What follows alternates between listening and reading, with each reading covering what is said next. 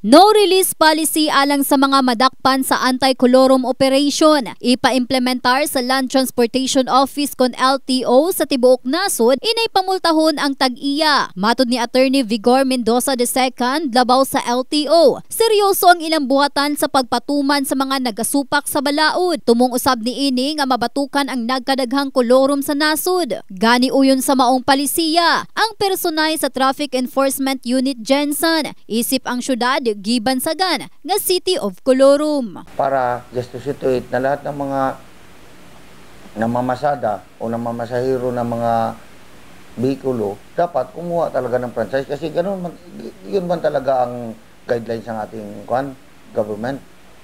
So dapat sumunod talaga, maging responsable talaga mga driver.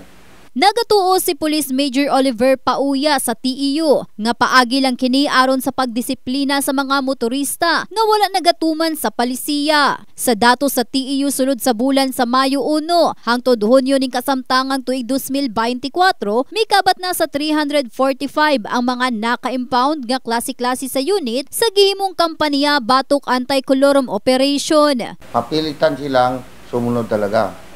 Bakit? Kasi nakikita natin dito sa especially sa General Santos City.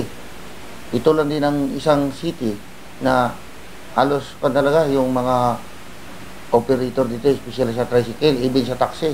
Walang mga franchise. Imagine mo yan, sa city pa tayo, nasa center of commerce tayo, dito ang airport natin, seaports natin. Uyon sa maong palisiya ang pipila sa motorista sama ni Jasper Watin ug Julius Crayup apan mas maayo sumala pang unahon sa ang pag-release sa prangkisa una kining ipatuman. Tinuod man gyud na apektado man gyud nga tanan nga mga private manggod nga nanginabuhi ang matag-usa na gina say mga pamilya pod. Pero kung ingon ana na gyud ang kuan, ang dagan gyud sa kuan although nga kanang lisod gyud para sa moa pero wala na gyud lagi tay mahimo lagi ana. Ang naga-apply dito franchise murag wala pa may klaro na kuan tagaan na nila og katong murag form nga approval nga nag-apply na kag franchise mula to lang pangitaon so wala gyapon franchise. Mas malisodan ma'am para sana i-implement na pud nila karon ang ingon ana nga balaod nga iagi na pud og court order so samot na gid hinuon na maduot ang kuan. So munang wala mi kasabot kung unsa gid ang unahon nila og kuan prangkisa ba o ang pagpanakop ba sa private.